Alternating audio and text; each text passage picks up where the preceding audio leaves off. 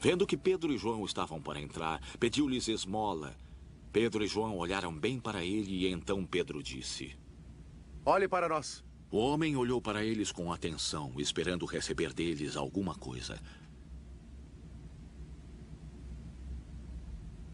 Disse Pedro: Não tenho prata nem ouro, mas o que tenho isto lhe dou. Em nome de Cristo o Nazareno, ande.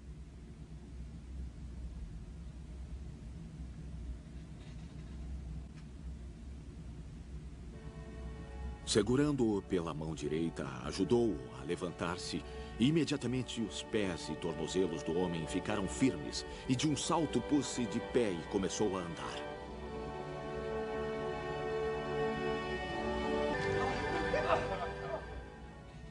Depois entrou com eles no pátio do templo, andando, saltando e louvando a Deus.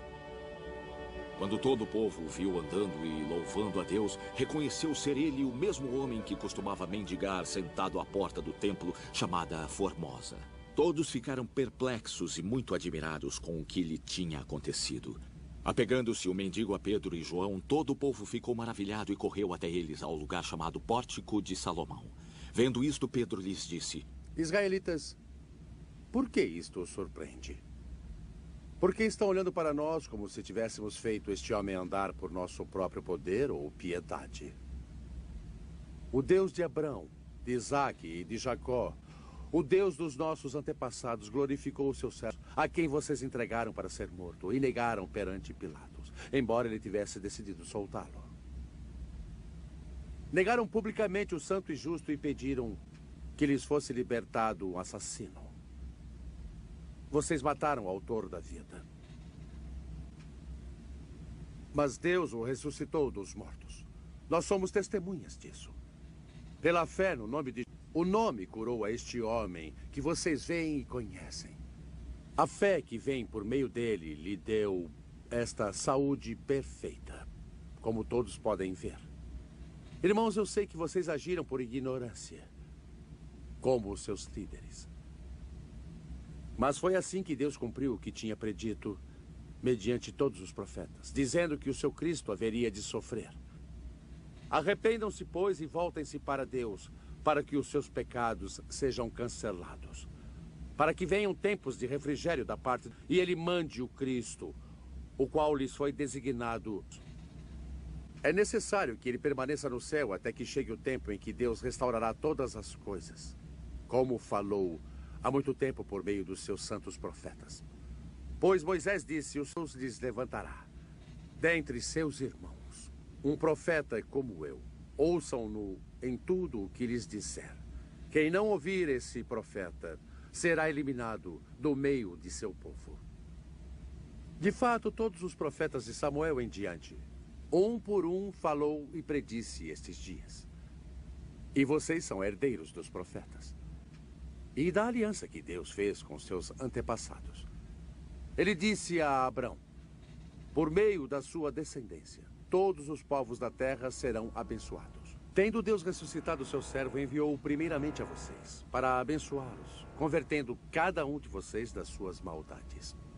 Os sacerdotes, o capitão da guarda do templo e os saduceus vieram a Pedro e João enquanto estes falavam ao povo. Eles estavam muito perturbados pelo fato de os apóstolos estarem ensinando o povo e proclamando a ressurreição dos mortos.